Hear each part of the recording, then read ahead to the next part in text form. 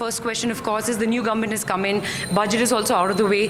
Do you think that the government is making the right noises, and could we clock in above 5.5% growth in this fiscal? Yeah, definitely. More than the noises, I think what you have to look at it systematically is the worst is definitely behind us. There is a pickup, whether you see it in consumer, you see it in industrial activity, you see it in IIP.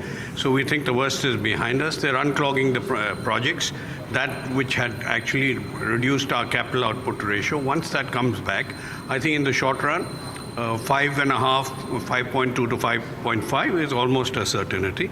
At the same time, they are looking at various policy changes that are required to bring in FII, bring in FDI, make manufacturing easier, bring in manufacturing, create employment. So in our view, both in the short and the medium to long term, and the view of the rest of the world, prospects are bright.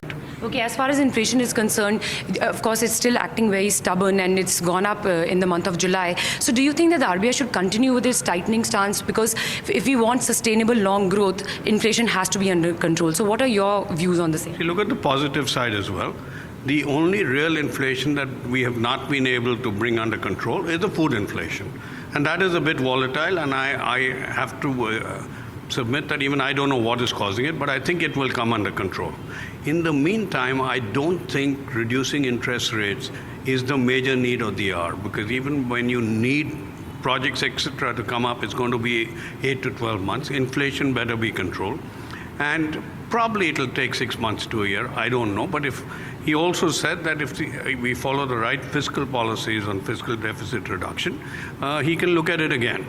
So I can't second guess him. All I can say is I agree with him. Okay. So as far as ATM transactions are concerned, bankers have said that they are not keen on charging their own customers to withdraw, but they want, if you're borrowing from other ATMs, then they should charge. But RBI has allowed you to go ahead and charge your own customers also post 5 transactions. So do you think that is correct? Because you're charging your own customer for withdrawing the money that he's kept in your bank. So do you think it is fair on RBI's part and the banker's part to do so? And will you be looking at maintaining that? Will you be looking at charging your own customers? When you go on a toll road, do you pay toll?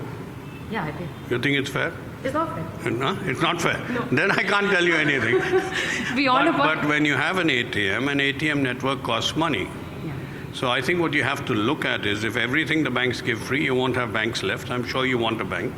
So as long as it's not usury and it's fair, I think it's fine. Okay. And so lastly, what about the FIPB approval? You have submitted a new plan to them. So are you expecting it to come through soon? We are always live on hope. Okay. And sir, anything, sir, there was a discussion about HDFC and HDFC Bank merger. That rumor is again cropped up. So what is your view on that? I think Deepak Parekh said it very clearly. Whenever it makes sense, we will look at it. Okay. So are you open to the idea? No, and he also said at the moment, no proposal is on the table. Okay. Thank you so much.